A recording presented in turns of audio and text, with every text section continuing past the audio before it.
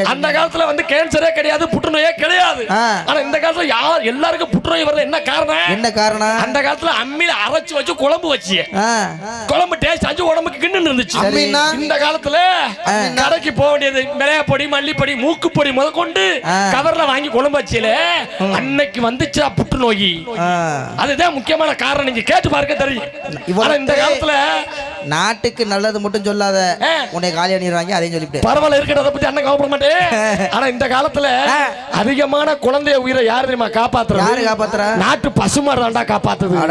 பசுமாடு பால் இருக்கிறதுனாலதான் பல உயிர் குழந்தைய காப்பாத்துறான். இல்ல ஜோர ஜோர ஜோர உண்மை தானே சொல்றாரு. ஆமாங்க ஆமாங்க, சில நேரம் உண்மை இது மாதிரி சொல்லுவாங்க. ஆமாங்க, அந்த காலத்துல எங்க ஆத்தால 10 பிள்ளை பெத்தாலும் படக்கட்டின்னு பெத்து போட்டுச்சு.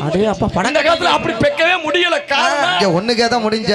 அதான்ப்பா ஒரு விஷயம், சின்ன பிள்ளைல கல்யாணம் பண்ணி கொடுத்துட வேண்டியது.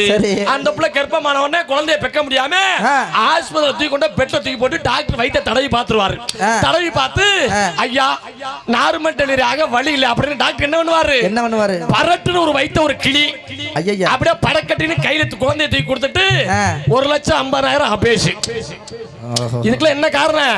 அந்த காலத்துல குனிஞ்சு நிஞ்சு கோலம் போட்டிய, தண்ணி தெளிச்சிய, குழந்தைக்கு தாலாட்டு பாட்டு பாருங்க. இப்ப எதுவுமே கிடையாது. நான் சொன்ன விஷயங்கள் அப்புறம் நீங்க கடைபிடிச்சு நல்லா வரலன்னா இந்த வயிற்ற கிளிக்கிற மேட்டர் தொடர்ந்து நடந்துகிட்டு தான் இருக்கு. 50,000 1,00,000 அபேஸ். அதனால இந்த நாட்டு பசுமாடு நம்ம உயிரை காப்பாத்துருச்சு. அத பாடிய மேல வந்து மத்தத பேசுவோமா? வரவா ஐயா? கீபோர்டு ஜிங் ஜாங் ஒண்ணு வைங்க கிரிட்டு